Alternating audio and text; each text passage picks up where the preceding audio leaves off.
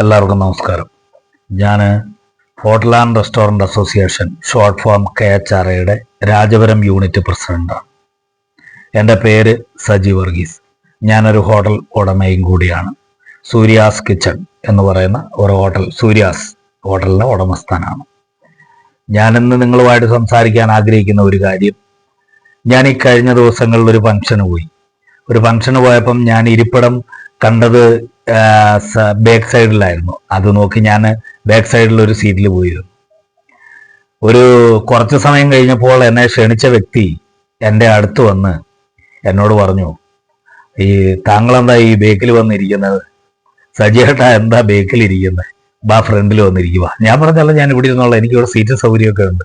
അപ്പൊ എന്നോട് പറഞ്ഞല്ല, നിങ്ങളൊക്കെ മുൻനിരയിൽ തന്നെ ഇരിക്കണം. അയ്യോ, അതെന്താ, നമുക്കെന്താ പ്രത്യേകത, നമ്മളൊക്കെ ഒരു സാധാരണ ആളുകളല്ലേ എന്ന് പറഞ്ഞു. അപ്പം പുള്ളി എന്നോട് പറഞ്ഞൊരു വാക്കുണ്ട്, അതെന്നെ മനസ്സിൽ തട്ടി. അതാണ് ഞാനിപ്പോൾ നിങ്ങളുമായിട്ട് സംസാരിക്കാനുള്ള കാരണം. പുള്ളി പറഞ്ഞത് ഇങ്ങനെയാണ്: നിങ്ങൾ ഒരു 10-30 വർഷമായിട്ട് ഹോട്ടൽ ബിസിനസ് ചെയ്യുന്ന ഒരാളാണ്. ഈ ഇത്രയും കാലം ബിസിനസ് പിടിച്ചു നിർത്തുക എന്ന് പറഞ്ഞാൽ അതൊരു വലിയ കാര്യമാണ്. പലരും ബിസിനസ് നിലനിർത്താൻ പറ്റാണ്ട് തകർച്ചയിലേക്ക് കൂപ്പുകുത്തിപ്പോകുന്ന ഈ കാലത്ത് നിങ്ങൾ അത് പിടിച്ചു നിർത്തുന്നത് വലിയ കാര്യം തന്നെയാണ്. ഒന്ന്. രണ്ടാമത്തേത്, നിങ്ങളുടെ ഹോട്ടലിൽ നാടൻ ഗ്രാമത്തിലായിട്ട് പോലും 6 പേര് ജോലി ചെയ്യുന്നുണ്ട്. ഈ 6-7 പേര് ജോലി ചെയ്യുന്ന അവരുടെ കുടുംബങ്ങള്, ഒരാൾക്ക് നിങ്ങൾ ശമ്പളം കൊടുത്ത് അവരെ നിങ്ങൾ നിങ്ങളുടെ കൂട്ടത്തിൽ പിടിച്ചു നിർത്തുമ്പോൾ അവരുടെ ഓരോ വ്യക്തികളുടെയും കുടുംബമാണ് അതുകൊണ്ട് കഴിയുന്നത്. ഒരു വ്യക്തിയുടെ കുടുംബത്തിൽ നിന്ന് സാധാരണ രീതിയിൽ ചിന്തിച്ചാൽ അപ്പനും അമ്മയും മക്കളും അടക്കം ചുരുങ്ങിയത് 4-5 ആളുകൾ ഒരു കുടുംബത്തിൽ ഉണ്ടാവും.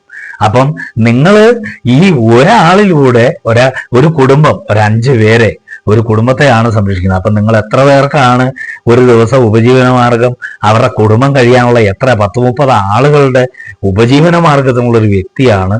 തീർച്ചയായിട്ടും ഇവിടെ ഇരിക്കുന്ന മറ്റാരെക്കായാലും മുൻപന്തിയിൽ വന്നിരിക്കാനുള്ള യോഗ്യത നിങ്ങൾക്കാണ്.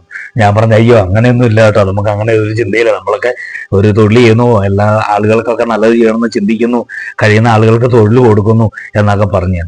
അപ്പൊ ഈ ഒരു അനുഭവം ഇപ്പൊ ഞാൻ സംസാരിക്കാൻ കാരണം, പല ഹോട്ടലുകാരും ചിന്തിക്കാൻ ഒരു കാര്യം അതിൻ്റെ ഉള്ളുണ്ട്. നമ്മൾ ഓരോ വ്യക്തികളും സമൂഹത്തിൽ വലിയ കാര്യങ്ങളാണ് ചെയ്യുന്നത്.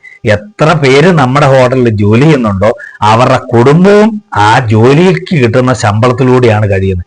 അപ്പൊ അത്ര ആളുകളെ അവരുടെ ഉപജീവന മാർഗവും സംരക്ഷണവും അവരുടെ ജീവിതവും ഒക്കെ നമ്മളിലൂടെയാണ്. അപ്പൊ ഹോട്ടൽ ഉടമസ്ഥര് ചെറിയ ആളുകളാണോ? നിങ്ങളൊന്നും പറഞ്ഞേ.